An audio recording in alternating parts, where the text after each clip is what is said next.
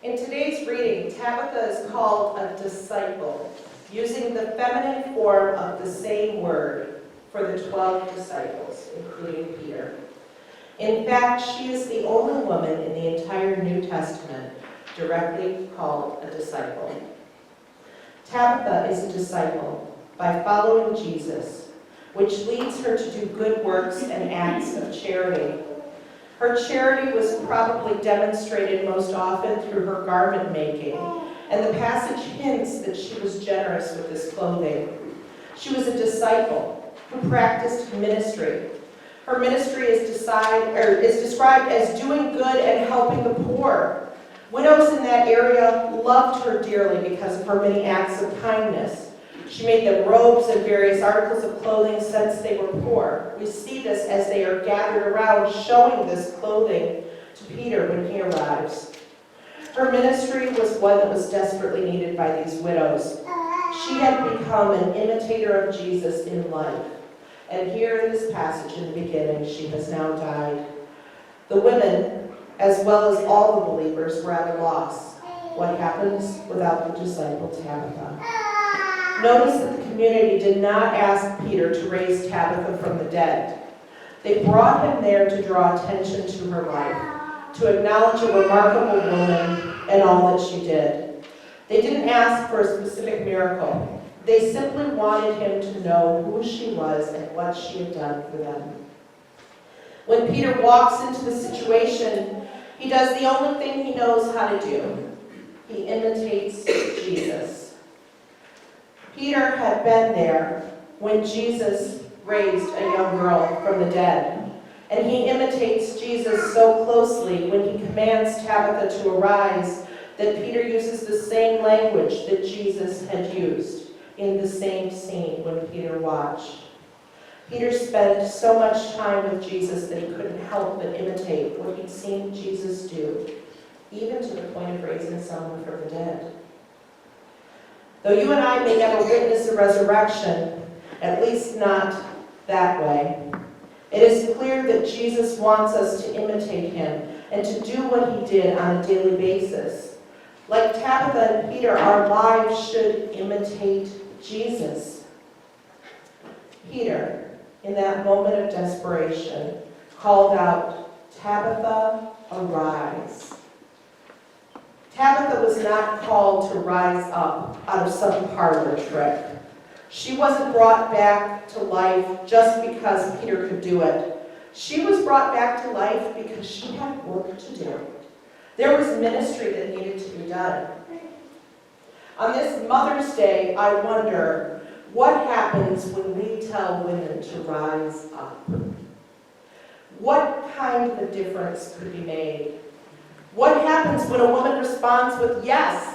What happens when women arise to imitate Jesus? I've started to realize more and more that I am a Christian not because of anything I have done, but because of the faith of the women who said yes in the generations before me. A teenage girl named Mary in occupied Palestine, in one of the most dangerous times in history, said yes to God. Yes to a call she could not possibly understand. Yes to the shame of being an unwed mother in a small town. Yes to the pain of childbirth and the challenge of motherhood. God trusted a woman, a mother, with all of God's own self to first meet God's needs. A woman who gave her body and blood for Jesus long before he gave his body and blood for us. And I am a Christian because of the biblical women that came before me. Mary and Tabitha, Tamar and Bathsheba, Rahab and Ruth. Real women who did difficult things to carry on family and faith. A refugee, an unmarried teenage girl, a sex worker. These are the heroines of our faith.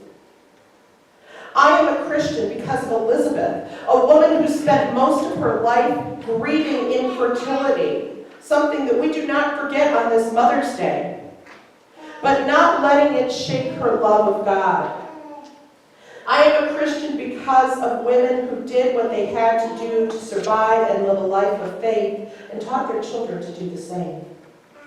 I am a Christian because of a slave woman named Hagar in the Old Testament, a woman whose faith was so bold that she had the audacity to give God a new name, El Rohim, the God who sees me.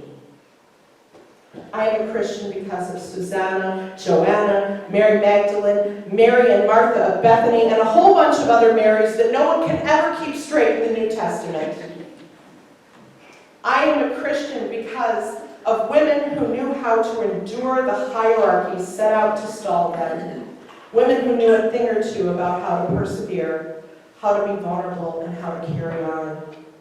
I am a Christian because my grandmother taught me to pray, and because my mother would look at me as a young child and ask if I was about to do what really Jesus would be expecting of me in this moment. I am a Christian because my Aunt Dot and my cousin Kathy said yes when they were asked to teach Sunday school just one more year because there was no teacher for my class. I'm a Christian because a girl named Megan asked me to go to youth group in a big new high school I was attending, who then invited me to youth group at Michigan State University, where we went on to attend, only for me to find Jesus on that giant campus. I am a Christian because of women who showed up, women who said yes to God.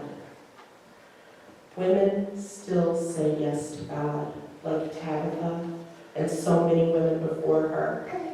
Marjorie Matthews from Rogers City, Michigan, became the first woman bishop in the Methodist faith in the entire globe in 1980 because she said yes to God. Cindy Green was a woman who became a pastor and chose to pour into me when I was a young woman who looked like my gifts were never going to be tamped up to any kind of control, and continued to pour in me when I decided to answer my call to ministry. Women like Judy McPherson, who was in a prayer group with me and prayed for me faithfully and now continues to pray for my children. These are women who say yes to God. People in this very church community are Christians because of women who said yes. The mother of Muggs Jardine taught Sunday school here for multiple years, and some of you were taught by her. The mother of Sharon Thornton faithfully brought her children to church, and Sharon sits in the pew today. The mother of David Cummings was one of the leaders of this church, as she and her husband were part of the launch of the food pantry ministry that goes on today. Women have left a legacy of faith in their children, who are now today's church leaders, even though they have gone on to heaven.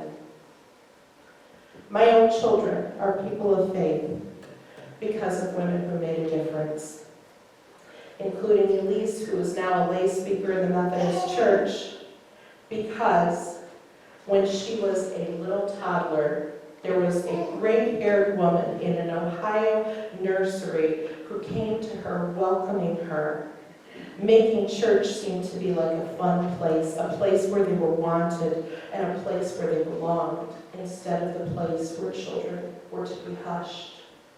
No, she was welcomed. On this Mother's Day, we lift up the women who, like Tabitha, model discipleship for us. Women who model discipleship by their good works and acts of charity. Women who love us, whether we are biologically connected to them or not. Women who imitate Jesus. I am so grateful for all of the female disciples, past and present, who said yes to God. It is these women who hold our faith for us when we are struggling. These women who believe for us when we don't have the strength to believe for ourselves. They hold out hope for us when we have none left. They are the elderly women who pray from their homes because they can't get out anymore, and the young women who sing in the pews next to us. Generations of women have been carriers of God's grace to others. They have been those who have nurtured others regardless of being a mother or not. These women, through scriptures, through this community, through my own life, and through the lives of others, have made a difference. And it's because of these women, when it was time for my call, Susan, will you be a pastor? It's because of these women that I was brave enough to say yes. May we, both men and women of faith, rise up to continue the work of Jesus, inspired by those who have done so before us, knowing that we are leaving a legacy for those yet to come. May we answer with a resounding yes when we are called. Amen.